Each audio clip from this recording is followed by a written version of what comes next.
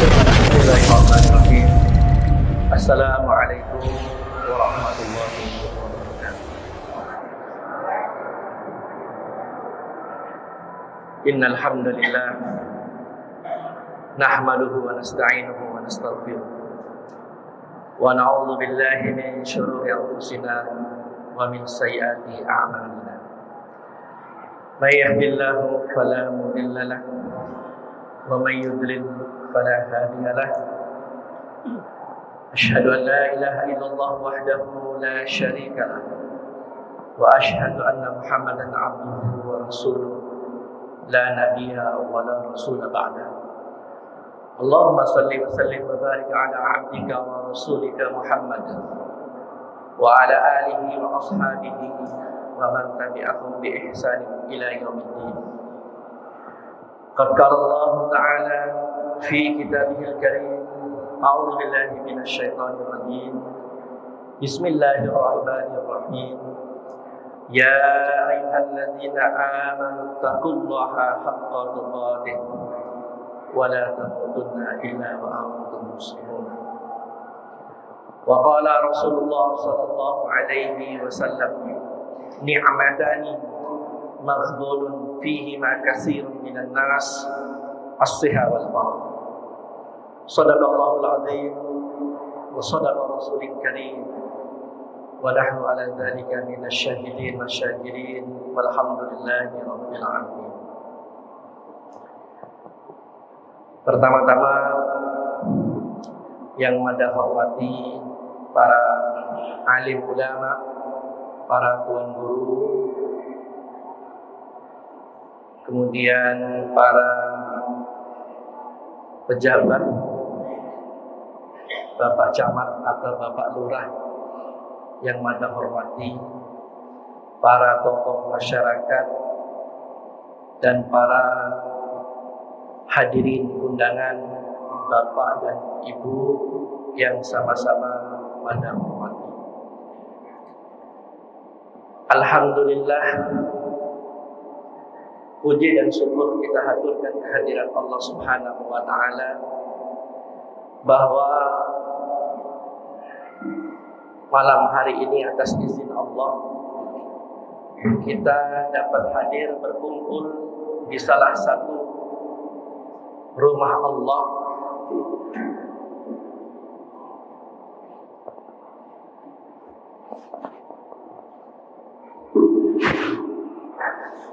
yaitu di Masjid Agung Al-Muwahhidin Kota Bima, dalam rangka kita bersama-sama memperingati hari lahir atau Maulid Nabi besar Muhammad sallallahu alaihi wasallam tahun 1444 Hijriah.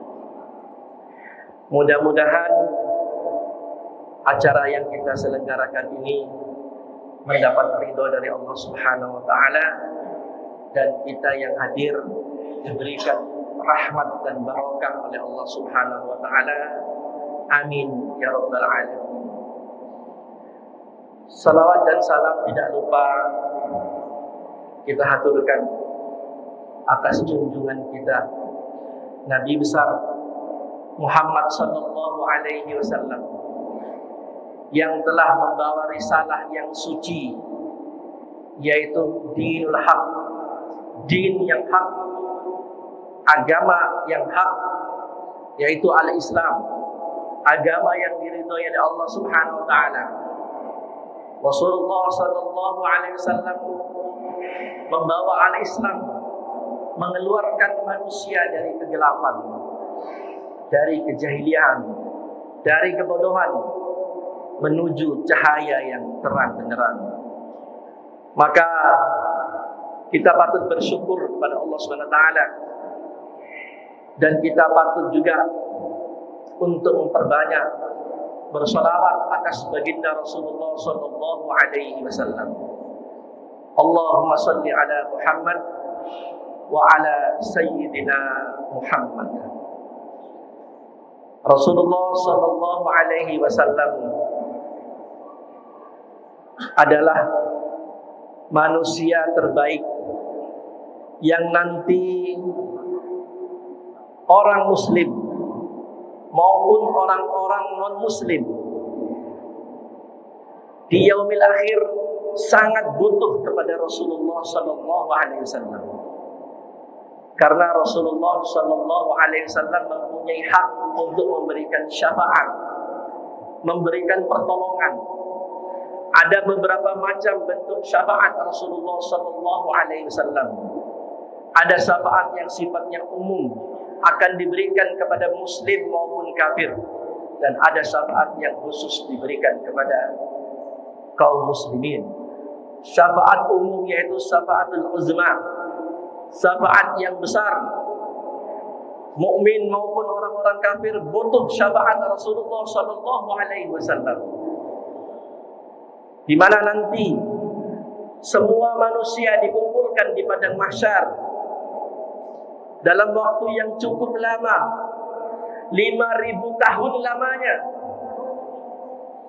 5.000 tahun lamanya waktu untuk menunggu di padang mahsyar dalam keadaan kufatan, uratan, gurlan, dalam keadaan tidak beralas kaki, dalam keadaan telanjang bulat, dalam keadaan belum dihitan. Matahari sangat dekat dengan manusia. Keringat manusia, kata Rasulullah, ada yang sampai mata kakinya, ada yang sampai betisnya, ada yang sampai pinggangnya, ada yang tenggelam dengan keringatnya sendiri. 50.000 tahun lamanya menunggu. Hadis ini sahih. Kira-kira yakin tak kita dengan hadis ini?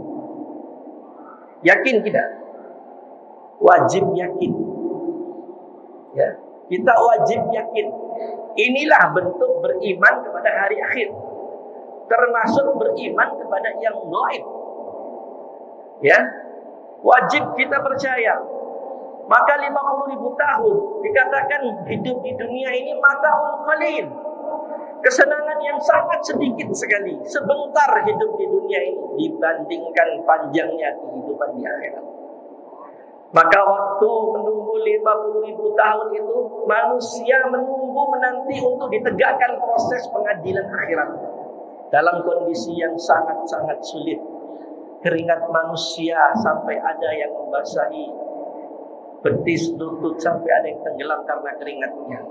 Dalam kondisi yang demikian ini, Allah ilhamkan kepada manusia untuk mendatangi para nabi-nabi Allah.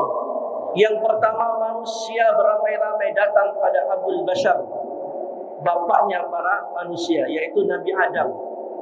Manusia minta kepada Nabi Adam, wahai Nabi Adam, mintakan kepada Rabbmu, kepada Tuhanmu agar segera ditegakkan pengadilan akhirat. Nabi Adam tidak mampu. Mereka mendatangi Nabi Nuh alaihi salam, Nabi Nuh tidak mampu.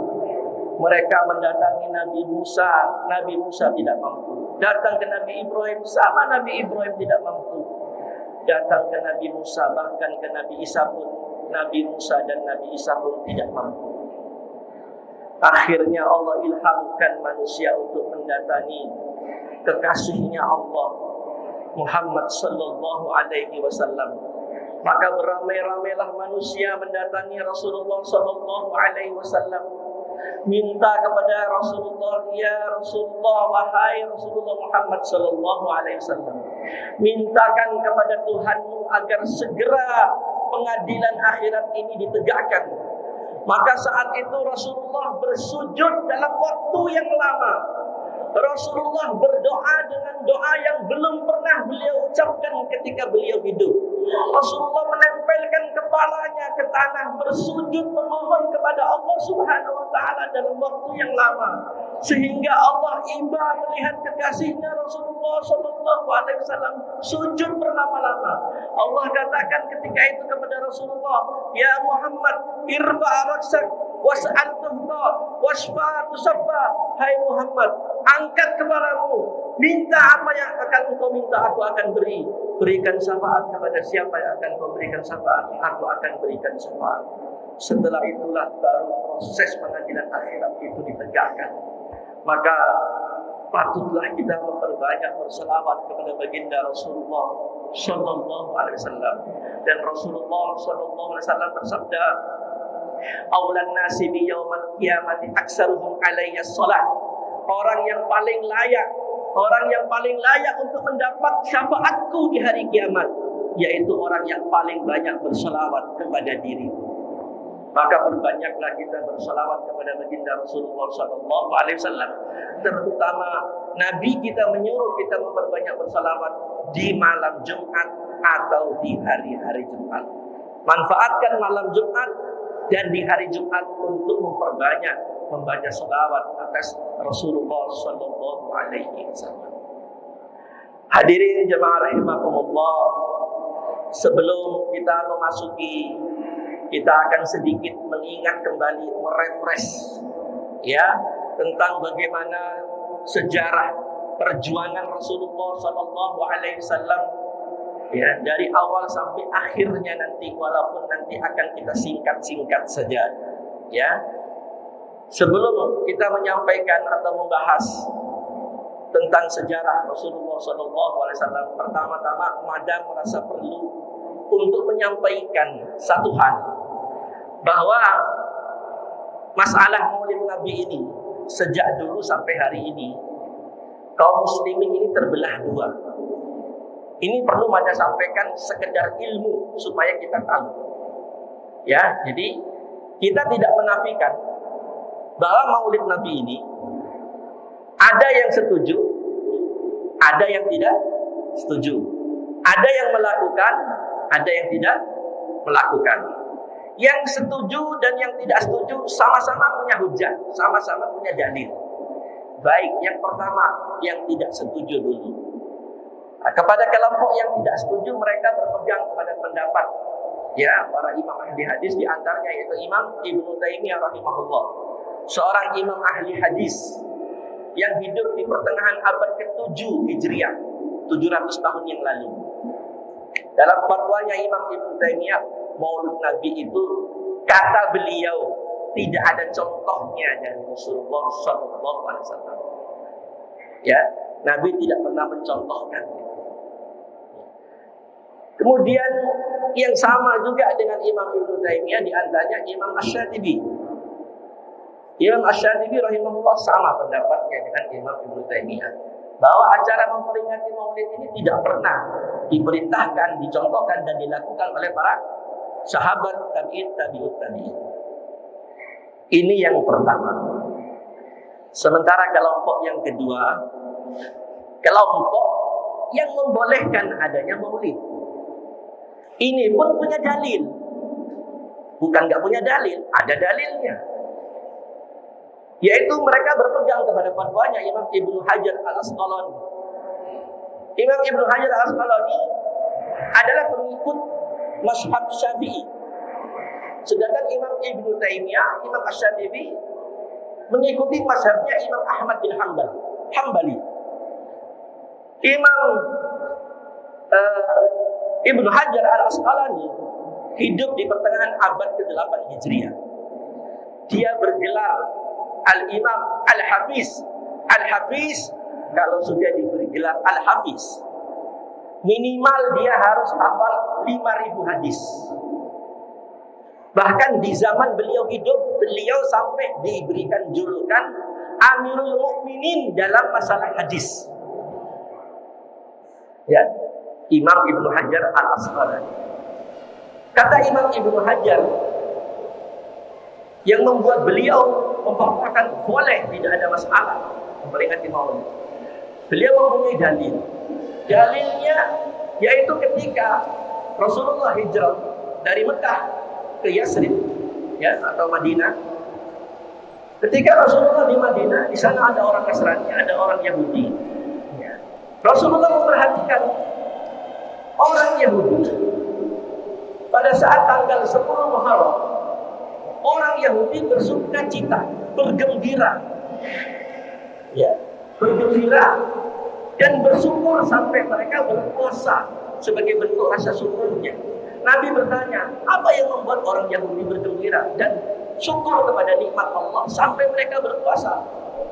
Maka si orang Yahudi menjawab, orang Yahudi bersyukur pada tanggal 10 Muharram ini, yaitu di tanggal 10 Muharram ini Allah menyelamatkan Nabi Allah Musa alaihissalam daripada kejaran Fir'aun.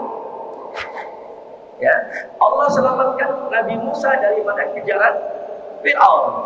Sedangkan Musa ini adalah nabinya Bani Israel, yaitu orang-orang Yahudi yang beriman saat itu tentunya. Maka mereka bersyukur sehingga mereka berpuasa. Setelah Rasulullah tahu tentang yang demikian, kata Rasulullah, kami lebih layak daripada Yahudi itu untuk berpuasa. Kami lebih layak daripada si Yahudi. Maka sejak itu Rasulullah menganjurkan umatnya untuk berpuasa, ya, pada tanggal 10 Muharram. Ya.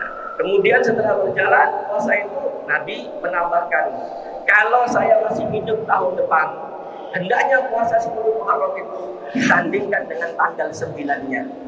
Puasa Tasu'a dan puasa Asyura. Supaya apa? Berbeda dengan puasanya orang Yahudi.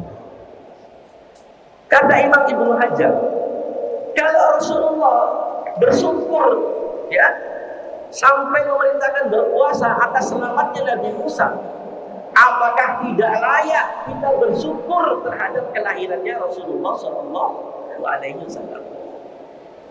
Apakah tidak layak kita kaum muslimin ini bersyukur, ya, atas kelahiran Rasulullah SAW, menampakkan kegembiraan, ya, memperingati maulidnya. Di dalam acara maulid dibacakan ayat-ayat Allah.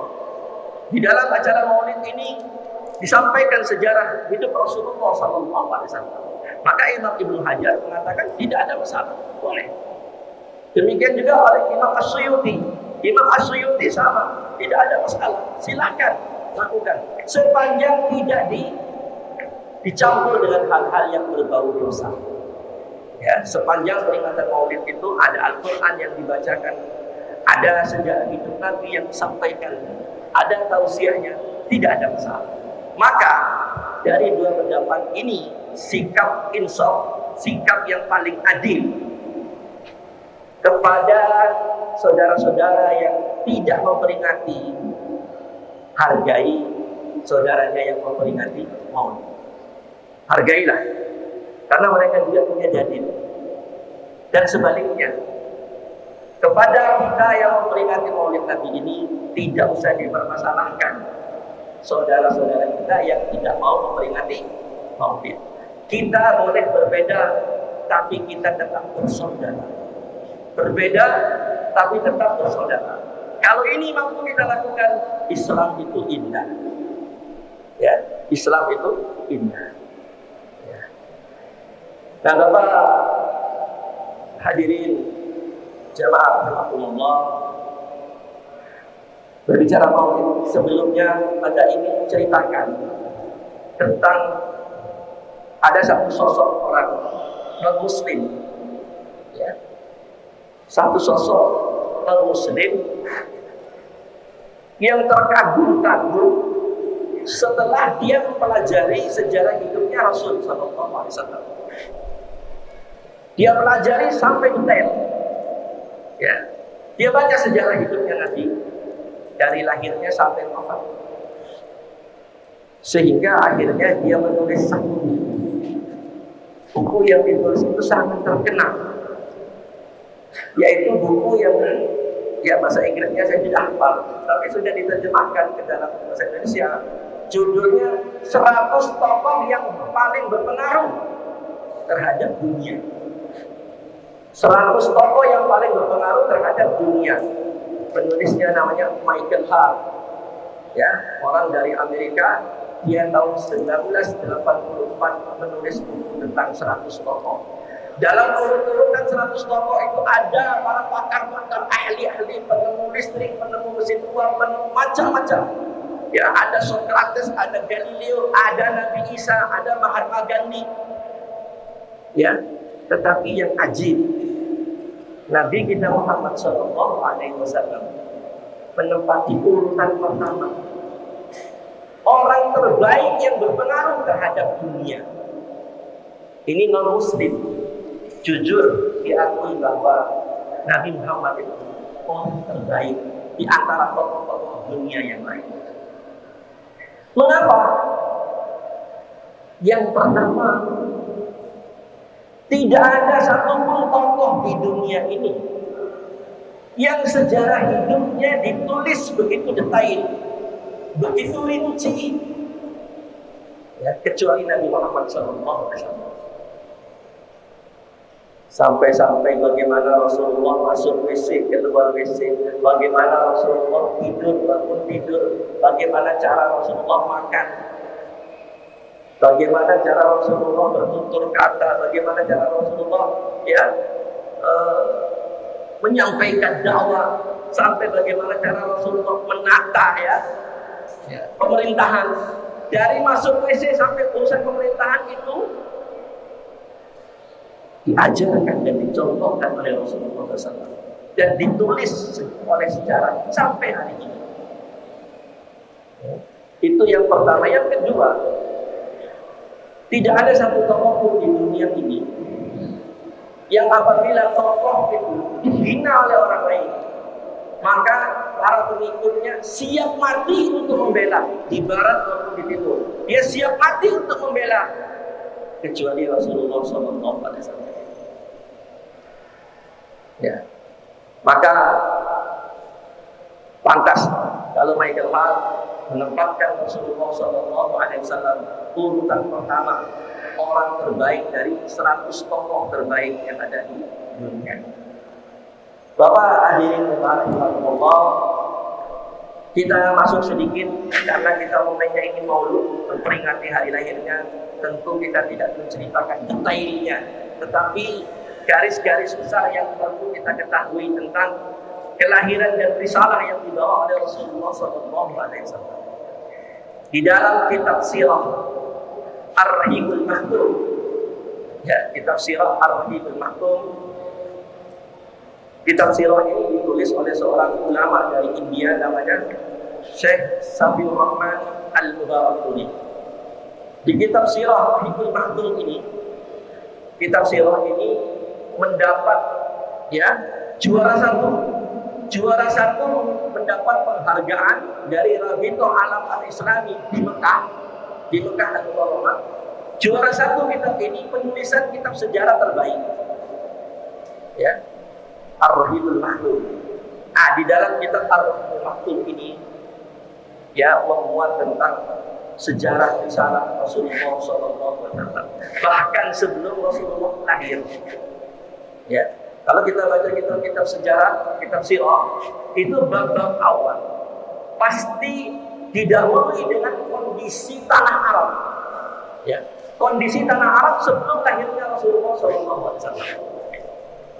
Nah, ini mohon maaf panitia, Pak Ketua, sampai jam berapa saya bicara ini? Ini baru jam 9 kurang 5. Ya, takutnya nanti kelamaan, kasihan. Ya, terus ya. Nah, pokoknya nanti kalau sudah salat saya berhenti ya. Tunggu saya salat, saya berhenti sendiri. Ya, di dalam Ar-Rahimul Maktum itu indah sekali dijabarkan. Jadi sebelum Nabi ditampilkan ke permukaan bumi, itu Jazirah Arab dikuasai oleh dua raksasa, dua imperium besar, Persia dan Romawi. Ya, Persia dan Romawi. Orang Persia punya agamanya Majusi. Ya, orang Romawi orang Nasrani. Ini dua superpower yang menguasai Jazirah Arab. Maka singkat cerita, ketika Allah bangkitkan Rasulullah SAW, ya. Jadi kalau kita sedikit saja mengulang, sebetulnya kita sudah tahu tentang bagaimana Nabi lahir, sudah pada tahu, yakin saya. Tapi sedikit saja kita ulangi bahwa Rasulullah SAW itu dilahirkan di Mekah, bulannya Rabiul Awal. Ya, di tahun gajah. Tanggalnya ada ikhtilaf ulama. Sebagian mengatakan tanggal 9 Rabiul Awal, sebagian mengatakan tanggal 12 Rabiul Awal. Nggak ada masalah. Yang penting di bulan Rabiul Awal, tahunnya tahun gajah. Kenapa disebut tahun gajah? Saat itu memang belum ada, ya, penetapan tahun itu belum ada. Ya, adanya penetapan tahun itu setelah Rasulullah SAW hijrah. Itu pun di zaman Umar ibn Khattab radhiyallahu anhu. Ya.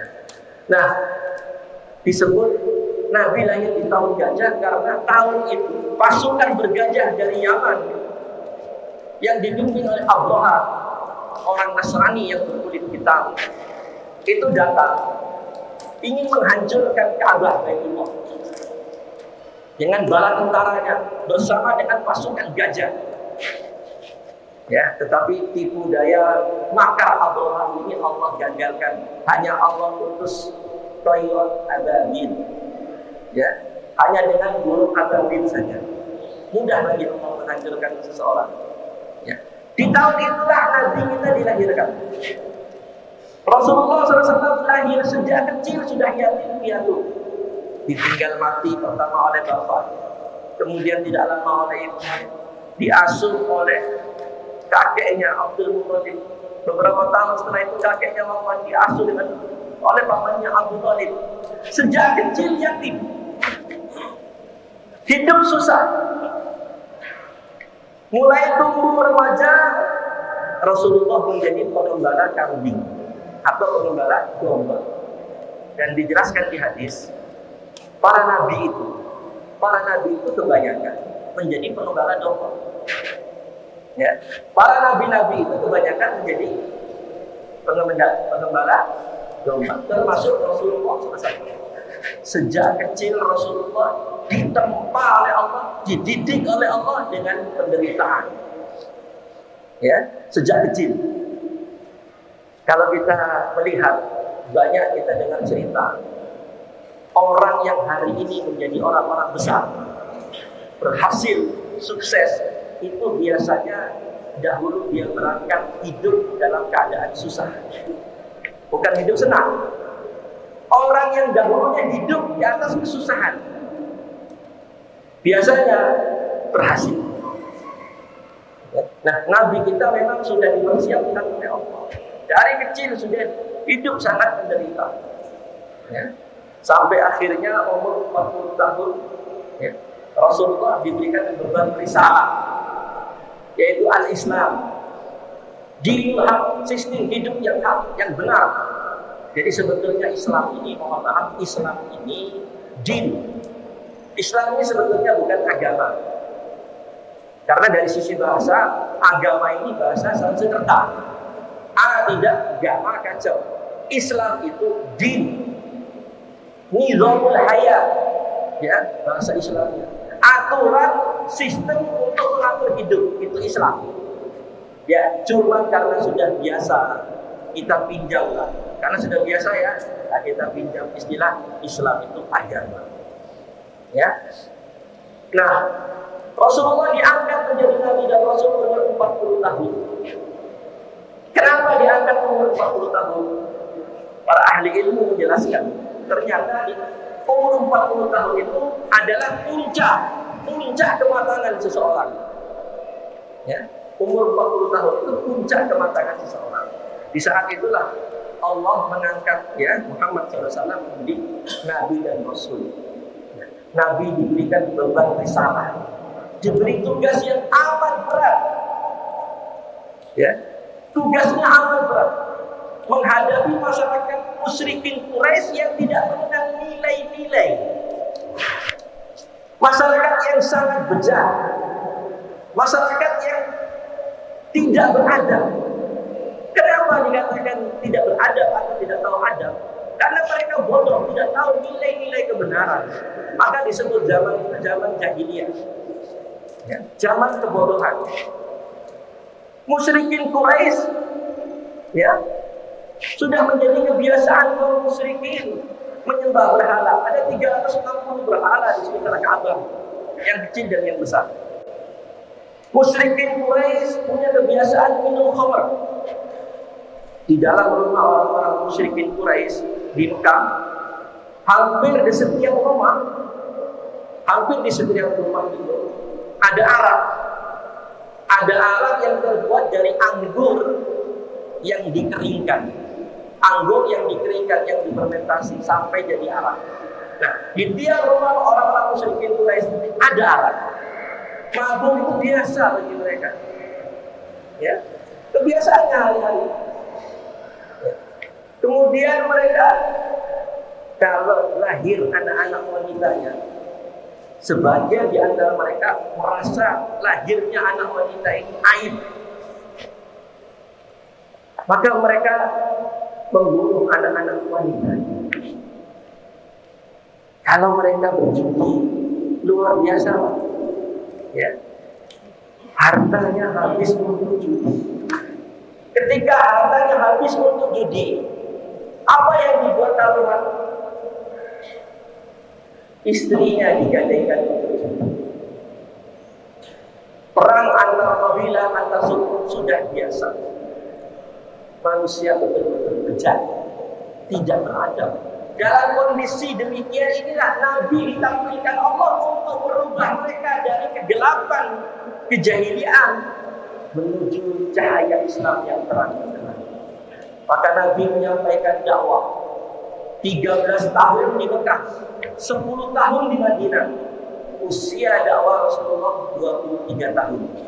Nabi menyampaikan dakwah dari rumah ke rumah secara sembunyi-sembunyi, karena musyrikin Quraisy tidak berkenan dengan apa yang dibawa oleh Rasulullah SAW. Ditentang habis-habisan, terutama yang menentang secara keras, yaitu paman-paman beliau sendiri, Abu Lahab, Abu Jahal, Amr bin Hisham, Abu Jahal. Ditentang habis-habisan. Rasulullah dituduh as-sabi, pemecah belah umat. Kenapa? Ada orang yang menerima dakwah Rasulullah, suaminya muslim, istrinya musyrik. Atau sebaliknya, istrinya sudah menjadi muslim, suaminya muslim. Bapaknya sudah muslim, anaknya muslim. Sehingga berpisah karena akidahnya berbeda. Maka Rasulullah dituduh memecah belah umat. Rasulullah dituduh sahirun majnun, tukang sihir. Al-Quran yang dibacakan oleh Rasulullah itu dianggap sihir. Ya. Majnun, orang gila. Pengikutnya jika ketahuan mereka masuk Islam, diteror. Ya, bahkan tidak sedikit di antara mereka yang dianiaya. Ya, Bilal, Ammar, ya, Sumayyah, Ammar dengan istrinya Sumayyah. Ammar ditombak jantungnya. Sumayyah, mohon maaf, diikat kakinya, ditarik dengan kuda, kemudian ditusuk kemaluannya sampai tembus ke perutnya. Bilal ditindas dengan batu besar. Rasulullah ketika itu melihat tapi tidak mampu untuk membela. Nabi hanya memberikan garansi mereka akan mendapatkan surga. Ya. Sabar wahai keluarga Yasir, Allah telah menyiapkan surga untuk kalian. Semakin lama semakin banyak pengikut Rasulullah SAW, semakin kuat tekanan kepada Rasulullah SAW. Sampai akhirnya Rasulullah memerintahkan untuk hijrah yang pertama dari Mekah menuju ke Habsyi. Habsyi, di mana Habsyi? Habsyi itu kalau sekarang di Ethiopia, di negara Afrika. Di sana ada seorang raja Afrika namanya Raja Najasyi. Hijrah yang pertama kaum muslimin pergi ke Habsyi, dipimpin oleh Ja'far, ya, bin Abi Thalib, sepupu Rasulullah. Kemudian berjalan seiring waktu, ya, setelah meninggalnya paman beliau yang melindungi dakwah Rasulullah, Abu Thalib, semakin menjadi-jadi tekanan kepada Rasulullah dan kaum muslimin, sampai akhirnya Rasulullah memerintahkan untuk kaum muslimin hijrah dari Mekah ke Yasrib. Dulu sebelum kampung Madinah namanya Yasrib. Maka hijrahlah kaum muslimin bergelombang-gelombang dari Mekah menuju ke Yasrib. Ya. Sampai akhirnya di Yasrib, di Madinah, sudah terbentuk komunitas muslim. Karena sebelumnya di tahun-tahun yang lalu ada orang-orang Yasrib datang ke Madinah, bertemu Rasulullah dan menyatakan beriman, siap membela Rasulullah dengan harta dan nyawanya. Mereka pulang ke Yasrib, kemudian mereka mendakwakan Islam, maka Islam berkembang di Yasrib. Ketika Rasulullah mengetahui Islam berkembang di Yasrib, maka sahabat Nabi diperintahkan untuk hijrah di Yasrib. Maka hijrahlah mereka berbondong-bondong ya, menuju ke Yasrib. Yang tertinggal hanya beberapa orang saat itu. Ketika musyrikin Quraisy mengetahui orang-orang Mekah sudah pada meninggalkan Mekah, kemarahan mereka sudah tidak bisa ditahan lagi. Maka mereka mengadakan rapat. Ya, ada tempat balai pertemuan yang biasa mereka sering bertemu. Namanya Darun Nadwa. Mereka mengadakan rapat di Darun Nadwa. Mereka berunding bagaimana caranya untuk menghentikan dakwahnya Muhammad ini. Ada yang mengusulkan Muhammad kita penjara saja. Tapi ditolak, jangan. Ya, kalau dia di penjara, ya, Bani Hashim tidak akan diam. Pasti akan dibebaskan oleh Bani Hashim. Garis keturunannya, nasabnya Rasulullah. Bagaimana kalau kita usir? Tidak setuju. Kalau diusir, di tempat penasihat dia berdakwah lagi. Yang terakhir, kalau begitu bagaimana kalau kita bunuh saja? Setuju? Setuju. Ketika sudah disetujui, timbul masalah. Siapa yang mau mengeksekusi Muhammad? Kalau kita utus satu orang Al-Ghazal untuk mengeksekusi Muhammad, Bani Hashim ya tidak akan rela lihat Muhammad, pasti akan dibela oleh Bani Hashim. Akhirnya muncul orang tua renta yang hadir di tengah-tengah majlis, mengaku dari Yaman, memberikan solusi. Apa solusinya? Saya punya usul. Kumpulkan tiap-tiap bani kabilah-kabilah ini satu pendekar, satu jawara, kemudian ketemu Muhammad, kemudian bunuh beramai-ramai. Dengan demikian Bani Hashim tidak mampu untuk membela Muhammad. Setuju? Setuju. Diketok palu. Tak. Siapa orang tua ini? Iblis. Orang tua ini iblis yang menyamar yang baik manusia. Ketika palu diketuk, Allah utus malaikat Jibril saat itu juga untuk menyampaikan satu ayat firman Allah Subhanahu. Wa idh yaqulu bikal ladzina kafaru yusbitu wa yaqulu wa yukhrijuka wa yaqulu wa yaqulu wallahu khairul makirin. Dan ingatlah hai Muhammad, mereka orang-orang musyrik merencanakan makar, tipu daya yang jahat kepadamu.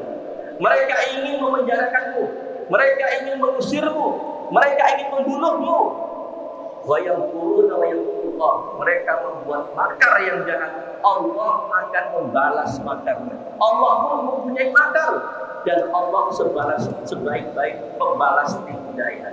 Dengan turunnya ayat ini, Nabi tahu bahwa Nabi akan dihabisi. Maka saat itu juga Nabi memerintahkan Abu Bakar untuk bersiap-siap untuk menemani hijrah ke Yasrib. Sebelumnya Abu Bakar telah menyiapkan 2 ekor unta terbaik dengan uangnya sendiri. Ya, ketika Rasulullah setelah turun ayat ini siang hari mendatangi Abu Bakar, ya Abu Bakar, siap-siaplah engkau. Akan kemana kita Rasulullah? Kita akan tinggalkan Mekah ini menuju Yasrib. Apakah aku akan pergi bersamamu? Na'am, iya. Maka Abu Bakar menangis karena gembira, sampai kata anaknya Aisyah, aku belum pernah melihat orang yang menangis gembira seperti menangisnya bapakku Abu Bakar ketika tahu akan menjadi teman Rasulullah untuk berhijrah. Aku telah siapkan 2 ekor unta terbaik yang aku beli dengan uangku sendiri ya Rasulullah. Ya, singkat cerita, Rasulullah datang kepada Ali, sepupu Rasulullah. Ya Ali, sebentar malam mereka akan datang mengepungku, akan menghabisi aku. Aku perintahkan kepadamu wahai Ali, kau tidur di atas divan, pakailah selimut warna hijau dari Yaman milikku, tidurlah di atas divanku. Baik wahai Rasulullah. Maka ketika malam tiba, para pendekar, para jawara sudah siap-siap mengepung rumah Rasulullah SAW. Saat itu Rasulullah bersiap-siap, ya, Rasulullah bersiap-siap untuk pergi meninggalkan Mekah menuju ke Madinah. Sulit Pak, perjalanan hijrah sulit sampai digambarkan Rasulullah tidak pakai kaki, tidak pakai sendal. Hampir semua perjalanan tidak pakai sendal. Masya Allah. Singkat cerita, sampai nanti Yasrib, kaum muslimin sudah lama menanti-nanti Rasulullah bersama Abu Bakar. Maka ketika sudah sampai di Yasrib, turunlah ayat-ayat Madani, ayat-ayat Madinah. Jadi dalam Al-Quran itu ada dua ayat, surat Makkiyah dan surat Madaniyah. Nah, ketika sudah hijrah di Yasrib, turunlah ayat-ayat perintah, ayat-ayat hukum, termasuk perintah wajibnya sholat itu bukan di Mekah, tapi setelah hijrah di Madinah.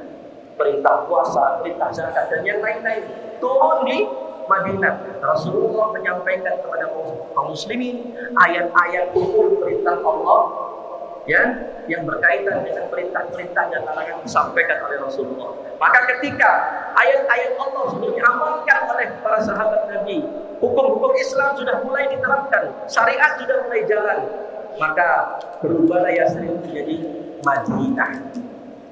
Rasulullah menyiapkan pemerintahan, ya, pemerintahan satu negara yang kemudian pusat kotanya Madinah. Ya, menurut sebagian pendapat ada yang mengatakan Madinah maknanya tempat berlakunya din. Di Mekah nggak bisa, ya, karena ditindas oleh musyrikin Quraisy. Tapi setelah Yasrib turun ayat-ayat hukum syariat mulai ditegakkan, maka jadilah dia Yasrib berubah menjadi Madinah. Singkat cerita hadirin jamaah rahimakumullah, Rasulullah di Madinah 10 tahun. Ya. Belum selesai Rasulullah bermusuhan dengan musyrikin Mekah. Mereka tidak rela kehilangan Muhammad. Maka mereka merencanakan untuk menghajar Rasulullah. Maka singkat cerita kita baca dalam kitab sirah, setelah di Madinah mulai tahun kedua, ya, tahun kedua hijrahnya Rasulullah, itu terjadi peperangan demi peperangan. Ada 70 lebih kali perang besar dan perang kecil. Ada yang langsung dipimpin Rasulullah, ada yang dipimpin oleh sahabat. 70 kali perang besar dan perang kecil. Rasulullah membawa Islam bersama sahabatnya, berkeringat-keringat, berdarah-darah, perang Badar, perang Uhud, perang Khandaq, perang Hunain, perang Daumatul Jandal dan yang lain-lain. Ribuan syuhada dipersembahkan oleh kaum muslimin, oleh para sahabat ketika itu untuk menegakkan agama Allah Subhanahu wa taala, untuk mengusung dan mengamalkan Islam. Ya, ribuan nyawa dikorbankan ketika itu. Kita hari ini Bapak dan Ibu nikmat. Kita sholat di karpet yang tebal, ada kipas anginnya, ada AC-nya, nggak ada yang mengintai kita sholat, tidak ada yang menakut-nakuti. Nikmat nyaman saja. Banyak umat Islam yang masih belum mau sholat. Ini sangat kita sayangkan. Kita tinggal terima janji, tinggal mengamalkan saja syariat ini. Tidak berdarah-darah, tidak berkeringat-keringat. Sholat saja sayang sekali masih banyak saudara-saudara kita yang belum mau menegakkan sholat. Mudah-mudahan Allah beri hidayah kepada mereka. InsyaAllah. Ya. Singkat cerita, tahun ke-8 Hijriah, tahun ke-8 ya Hijriah, Rasulullah akhirnya berhasil memasuki kota Mekah. Ini dalam sejarah dikenal dengan Fatah Mekah.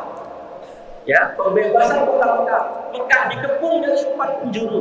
Maka ketika itu sebagian kaum musyrikin lari terbirit-birit, sebagian menyerah tanpa syarat masuk Islam. Ya. Kemudian 2 tahun setelah Rasulullah SAW membebaskan Mekah, wafatlah Rasulullah SAW. Ya, wafat Rasulullah, setelah Rasulullah wafat, Jibril tidak lagi turun menyampaikan ayat yang turun dari Allah Subhanahu wa taala. Ya, yaitu ketika Allah menurunkan surat Al-Maidah ayat yang ketiga, Al-yawma akmaltu lakum dinakum wa atmamtu 'alaikum ni'mati wa raditu lakum Islam dinan. Ini ayat terakhir yang turun. Setelah itu Jibril tidak lagi turun. Rasulullah sampaikan ayat ini kepada di hadapan ribuan kaum muslimin saat itu. Pesan terakhir Rasulullah SAW. 41 hari setelah turunnya ayat ini, Rasulullah wafat. Rasulullah wafat meninggalkan pusaka. Apa pusaka? Dinullah. Agama yang hak, risalah yang suci, agama yang menerangi kegelapan manusia. Rasulullah wafat sudah berhasil mengubah masyarakat Mekah dan Madinah dari masyarakat yang tidak beradab menjadi masyarakat yang paling beradab, dari masyarakat yang paling rendah menuju pada masyarakat yang tinggi dan mulia karena Islam. Rasulullah berhasil memuliakan orang-orang yang tadinya hina, diangkat derajatnya melalui Islam, melalui Rasulullah SAW. Itulah perlunya kita ingat agar kita tahu luar biasa jasa dan pengorbanan Rasulullah SAW. Bapak Ibu para jamaah yang mudah-mudahan dirahmati Allah. Kemudian selanjutnya apa urgensi kata orang, apa perlunya kita memperingati Maulid Nabi? Ya, apa perlunya kita peringati Maulid Nabi ini? Terutama saat-saat ini, di zaman kita ini, zaman yang penuh dengan fitnah dan kerusakan ini. Ya, mengapa kita peringati? Karena apa? Yang kita peringati ini sebaik-baik manusia yang ada di kolong langit, yang dipuji oleh Allah Subhanahu wa taala, manusia terbaik. Yang ayatnya tadi oleh anak kita telah dibacakan. Laqad kana lakum fi Rasulillahi uswatun hasanah liman kana yarjullaha wal yawmal akhir. Sungguh pada diri pribadi Muhammad terdapat contoh teladan terbaik. Contoh teladan yang terbaik pada diri pribadi Rasulullah. Mohon maaf, masih banyak umat Islam tidak tahu apa contoh terbaik, apa teladan terbaik, sehingga Allah puji dengan ayat yang tadi Al-Ahzab ayat 21. Di ayat yang lain Allah memuji Rasulullah, wa innaka la'ala khuluqin adzim. Sungguh kamu hai Muhammad berada di atas akhlak yang sangat agung, akhlak yang sangat mulia. Apa saja akhlakmu ya Rasulullah sampai Allah menggelari uswatun hasanah, sampai Allah menyebutkan wa innaka la'ala khuluqin adzim.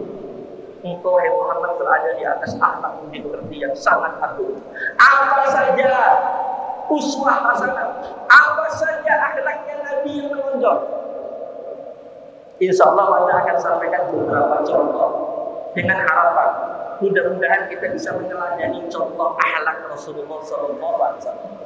Yang pertama, ketika peristiwa hijrah tadi, Nabi berpesan kepada Sayyidina Ali, hai Ali, di rumahku ini masih banyak barang-barang milik musyrikin Quraisy. Ini orang kafir Quraisy nggak mau beriman kepada Nabi. Mereka justru menggelari Nabi Al-Amin. Mereka yang meminta gelar, bukan Nabi yang meminta. Orang yang sangat dipercaya. Sampai-sampai ketika mereka memiliki barang-barang yang berharga, barang-barang berharga itu dititipkan di rumah Rasulullah SAW. Karena apa? Dijamin aman. Barangnya dititipkan di rumah Nabi, tapi risalah Nabi ditolak. Ini ajibnya orang muslimin Quraisy. Ketika Rasulullah hijrah, Rasulullah berpesan kepada Ali, ya Ali, barangnya itu milik si fulan, kembalikan. Yang itu milik si fulan, kembalikan. Yang itu milik si fulan, kembalikan. Jangan ada yang tersisa satu barang dari milik mereka, kembalikan kepada pemiliknya. Bayangkan jamaah rahimahullah, nyawanya terancam, ingin dihabisi oleh musuhnya. Di rumahnya ada barang milik musuhnya. Kira-kira kalau zaman kita gimana? Kita lehat musuh, ya?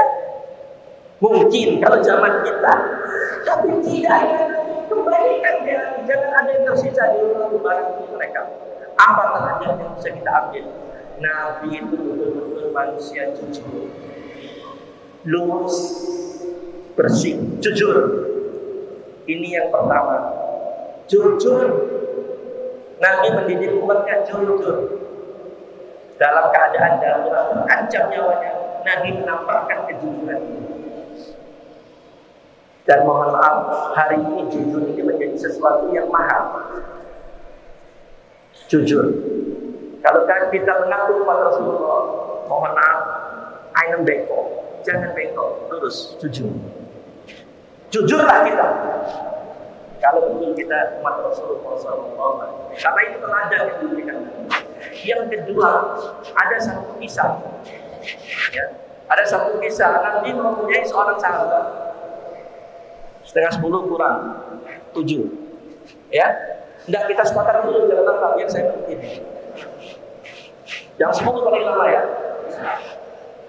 Mudah-mudahan nggak sampai. Ada seorang sahabat, ya, sahabat yang sangat miskin, tinggal di luar kota Madinah, tapi sahabat ini sangat cinta kepada Rasulullah. Sahabat ini pekerjaannya hari-hari berdagang. Di waktu-waktu tertentu dia datang dari kampungnya. Kalau bahasa kita, bahasa Dayu, Dora Sepoi, datang ke kota.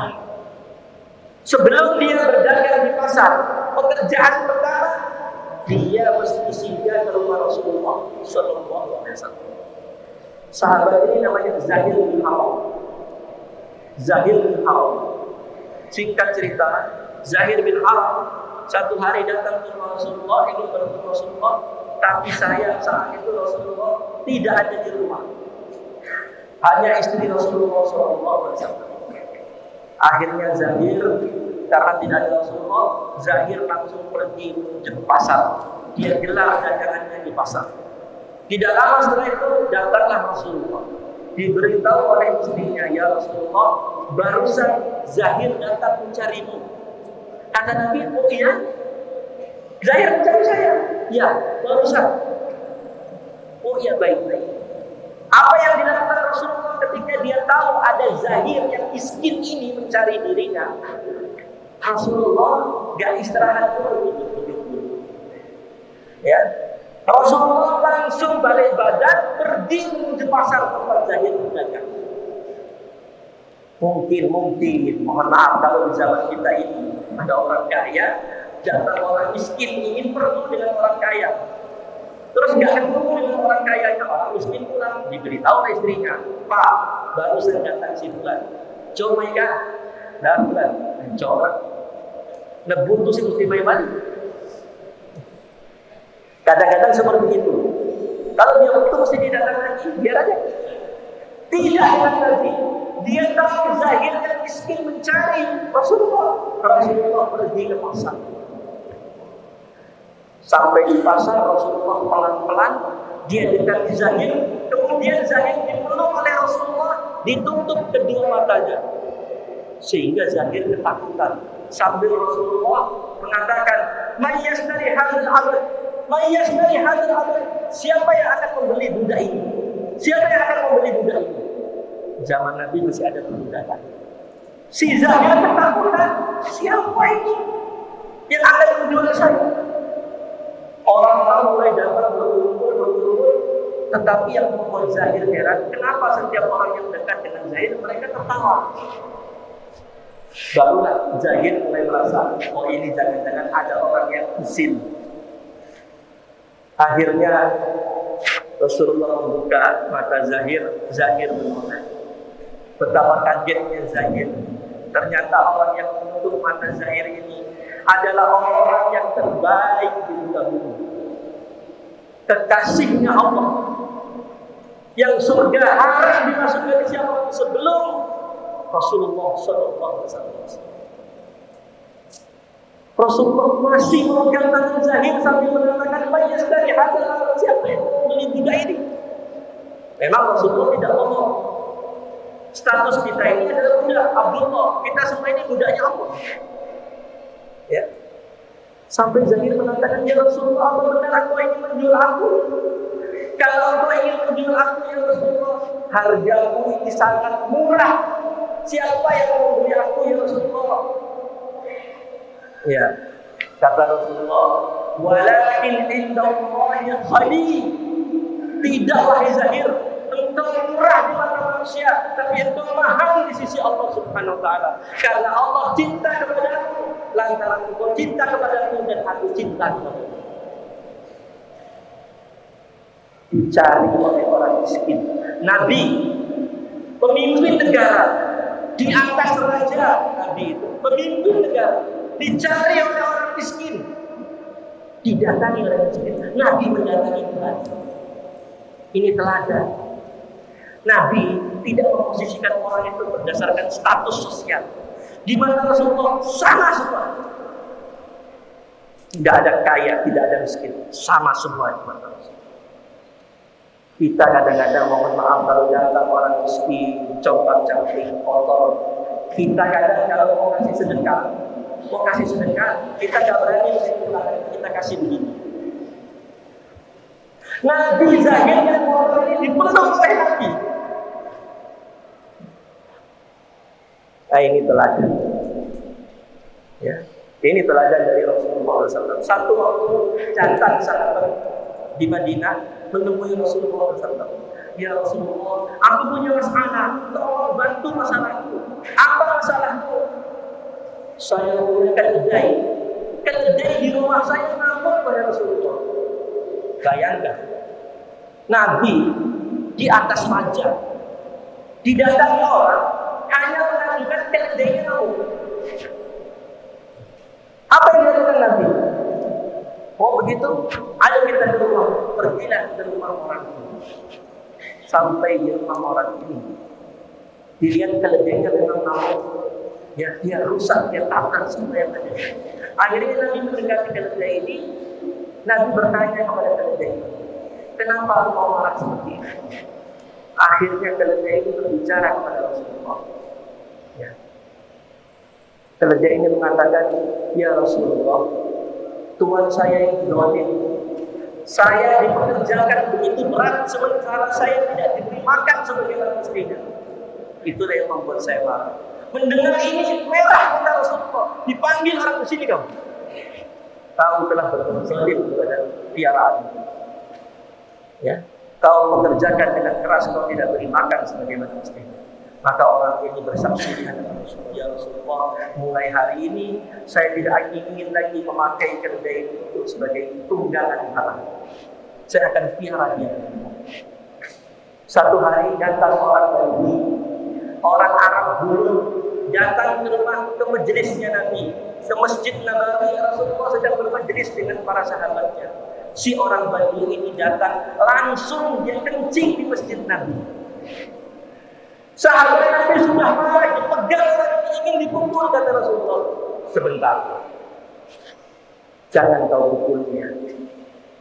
Dia orang bodoh, dia tidak tahu. Jangan dipukul, biarkan. Rasulullah malah memerintahkan ambil air seember siram. Ini sifat penyayangnya Rasulullah terhadap orang kafir saja. Rasulullah begitu menaruh perhatian, sayangnya, karena dia tidak tahu maknanya apa. Rasulullah itu orang yang mudah memahami, yang sangat toleran.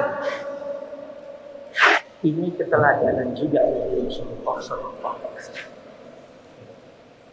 Di satu waktu, kalau kita baca sirahnya, ternyata Nabi itu bukan hanya panglima perang, tapi Nabi ini adalah seorang ayah, seorang bapak yang sukses, seorang kepala rumah tangga yang sukses. Nabi punya banyak istri. Berapa istri Nabi? Istri Nabi pendapat yang sebagian mengatakan 9 orang. 9 istri Rasulullah Sallallahu Alaihi Wasallam. Rasulullah Sallallahu Alaihi Wasallam di hadapan istri-istrinya, Rasulullah orangnya romantis. Nah ini pelajaran untuk bapak-bapak. Sekalipun dia panglima perang, kepala negara, tapi di hadapan istrinya Nabi romantis. Nabi sering rambutnya disisir oleh istrinya. Rambutnya disisir oleh istrinya. Ya, ini Rasulullah bersabda. Nabi sering meletakkan kepalanya di atas paha istrinya. Nah, ini dengar ibu-ibu. Nabi sering meletakkan kepalanya di atas paha istrinya. Bahkan ketika turun surat perintah berhijab, surat Al-Ahzab ayat 59, ketika ayat ini turun, Nabi saat itu meletakkan kepalanya di atas paha Maimunah sambil memegang tulang bekas daging yang dimakan. Turun Jibril membawa surat Al-Ahzab ayat 59. Dalam kondisi kepala Nabi diletakkan di paha istri. Gimana Bapak-bapak? Apa mau dicoba? Coba nanti pulang mulai besok sering-sering letakkan kepalanya di paha istrinya. Apa kata ibu-ibu kira-kira? Mortuan, khawatir. Itu lah. Ya. Mungkin seperti itu. Padahal Nabi romantis. Ya. Nabi membawa istrinya yang paling kecil, yang gadis. Istri Nabi semuanya janda. Hanya Aisyah yang gadis. Hanya Aisyah yang gadis. Semuanya janda. Jadi kalau bapak-bapak digami, cari janda, jangan cari gadis. Ya. Semuanya janda, kecuali Aisyah. Aisyah satu hari, hadisnya sahih, dibawa oleh Nabi ke Masjid Nabawi melihat orang-orang dari Habsyah, orang-orang dari Ethiopia ahli memainkan pedang. Ada atraksi memainkan pedang di Masjid Nabi. Oleh Nabi dibawa ke sini. Aisyah berdiri di belakang pundak Rasulullah, ya, di samping pipi Rasulullah. Aisyah disuruh melihat sampai Aisyah bosan baru pulang. Nah, mohon maaf, kadang-kadang bapak-bapak itu kadang-kadang keluar kemana-mana, istrinya nggak dibawa, istrinya nggak dihitung. Istri sudah capek-capek masak, ngurus anak, disuruh di rumah terus. Kalau dia keluar, balik keluar dengan teman-temannya, cari-cari sendiri.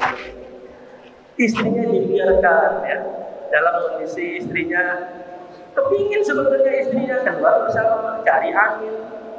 Nabi istrinya dibawa. Melihat pertunjukan pedang. Ini contoh keteladanan, ya.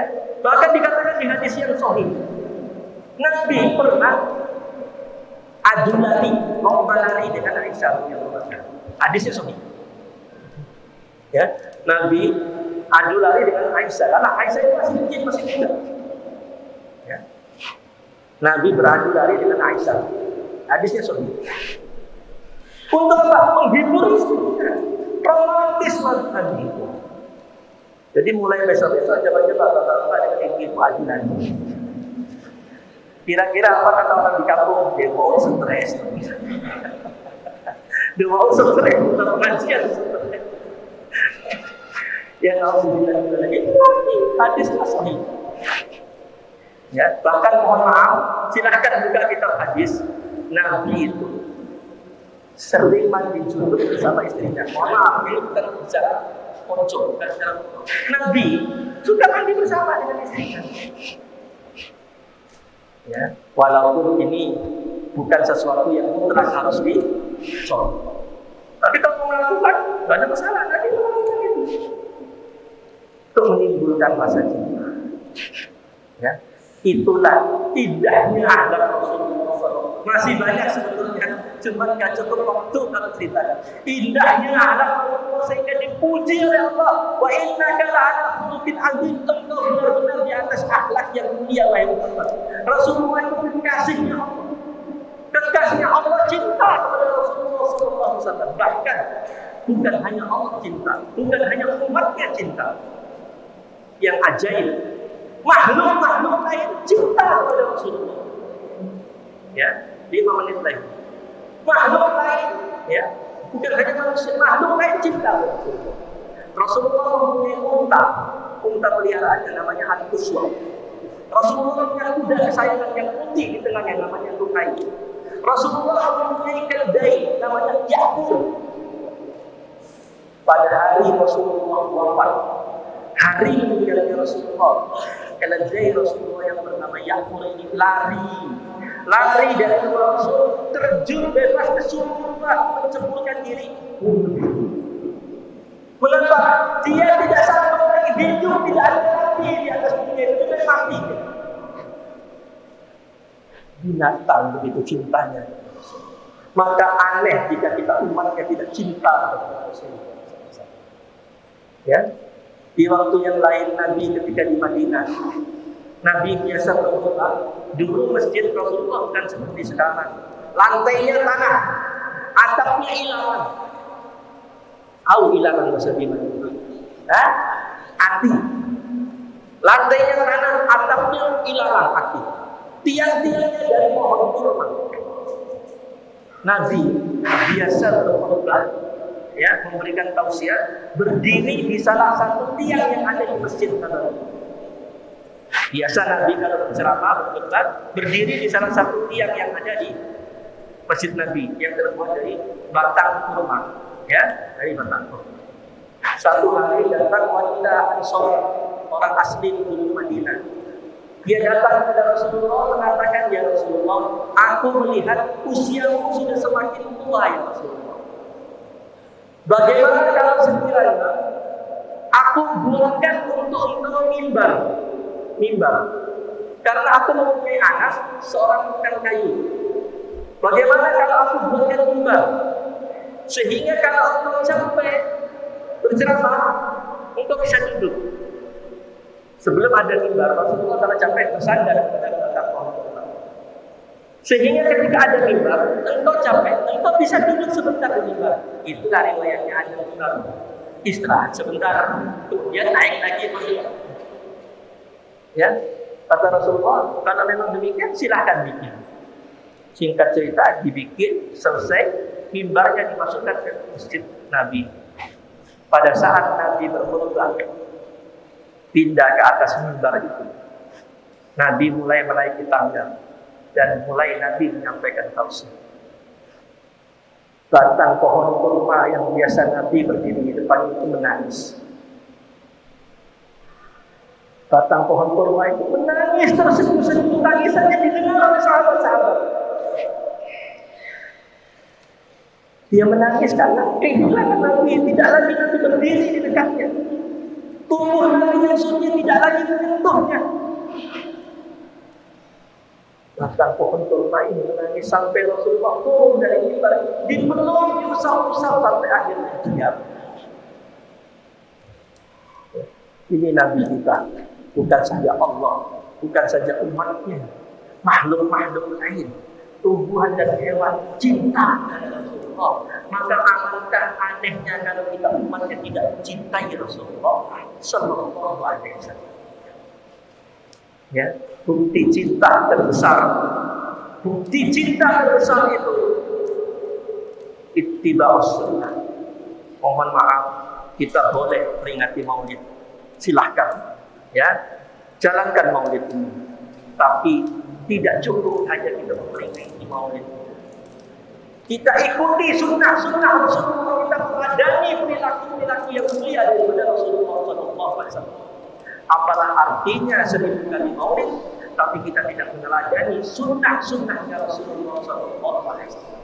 Rasulullah mengajarkan teladan itu berkenaan dengan apa yang beliau ucapkan, qauli. Ada yang berkenaan dengan apa yang diperbuat. Nabi mencontohkan semua yang baik-baik yang kalau kita lakukan punya nilai ibadah. Mulai akan tidur, Nabi contohkan bagaimana cara tidur yang baik, miring ke kanan, menyimpan tangannya di dalam pipinya. Nabi berdoa. Bangun tidur Rasulullah berdoa. Mau masuk kamar mandi dikir Allahumma inni a'udzubika minal khubuthi wal khaba'is. Keluar berdoa. Mau menyisir rambut, alhamdulillah Allahumma kama hasanta khalqi fahsin khuluqi. Mau keluar rumah, bismillah tawakkaltu 'ala Allah. Mau pakai sendal yang kanan, mencopot teropahnya yang kiri. Mau pakai baju, bismillahirrahmanirrahim, kanan dulu, melepas yang kiri. Masih banyak sudah yang lain. Kalau ini kita teladani, sehari 24 jam hidup kita bernilai ibadah. Karena apa? Mengikuti uswatun hasanah. Sarannya apa? Kita mesti tahu ilmu. Ya, kita mesti tahu ilmu. Sampai Nabi mengajarkan mau makan, mau minum. Kata Rasulullah, orang Islam makan dan minum dengan tangan kanan. Setan makan dan minum dengan tangan kiri. Ya, sampai sebegitu Nabi ajarkan urusan rezeki, urusan makan, urusan tidur, yang semua itu adalah uswah hasanah. Kalau kita ikuti kita berpahala. Ya, akhlak Nabi yang mulia tadi, mudah-mudahan kita bisa meneladani. Kalau tidak bisa 100%, ambil 80-50%, tapi jangan kita tinggalkan sama sekali. Karena apa? Bukti cinta kita kepada Rasulullah, ittiba'us sunnah. Kita mengikuti sunnah Rasulullah sallallahu alaihi wasallam. Ya, kata Rasulullah, "Man ahabbani kana ma'i fil jannah." Siapa yang cinta kepadaku, dia akan bersamaku di surga nanti. Siapa yang cinta kepadaku, dia akan bersamaku di surga nanti. Di hadis yang lain Rasulullah katakan, "Al-mar'u ma'a man ahab." Seseorang itu nanti akan dibangkitkan bersama dengan orang-orang yang dia cintai. Ya, saya ulangi, seseorang itu nanti akan dibangkitkan bersama orang-orang yang dia cintai. Kalau kita cinta Nabi, cinta sahabat, cinta sahabat Rasulullah, cinta orang alim, cinta ulama, bersama mereka lah kita akan dibangkitkan. Tapi naudzubillah, kalau kita cinta mengandung Messi, ya, bintang-bintang artis-artis film kita cinta, kita tahu sejarah hidupnya, sementara sejarah hidup Nabi kita tak tahu, kita tak cinta sunnah Rasulullah. Ini musibah. Ini musibah. Mudah-mudahan jangan seperti ini. Mudah-mudahan kita yang hadir ini menjadi umat yang mencintai Nabi kita Muhammad SAW. Ya, bukti cinta itu yaitu ittiba'us sunnah, mengikuti sunnah-sunnah Rasulullah SAW, dan jangan berhenti. Perbanyaklah bersolawat kepada baginda Rasulullah SAW, karena siapa yang berlaya salawat, mereka itulah yang layak nanti mendapatkan syafaat dari Rasulullah SAW. 10 kurang seberapa cukup Pak Ismail ya. Cukup saja barangkali, mohon maaf ya, mungkin sudah terlalu lama, kelebihan waktu, mohon maaf, tapi mudah-mudahan apa yang Anda sampaikan ini hikmahnya bisa kita ambil. Kita petik hikmahnya, kita berusaha meneladani apa yang telah dicontohkan, baik akhlak Nabi, tutur kata Nabi, ya, perilaku hari-hari Nabi, mudah-mudahan kita bisa meneladani. Karena apa? Uswah hasanah. Nabi itu pemberi contoh teladan. Mudah-mudahan dengan mengikuti sunnah Nabi, mencintai Nabi, kita akan dikumpulkan bersama Nabi nanti di surganya Allah Subhanahu wa taala. Amin ya rabbal alamin.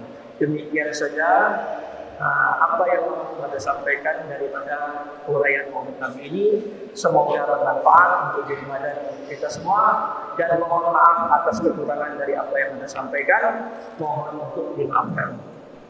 Ya, pada akhirnya subhanallah wa bihamdika asyhadu an la ilaha illa anta astaghfiruka wa atubu ilaik. Assalamualaikum warahmatullahi wabarakatuh.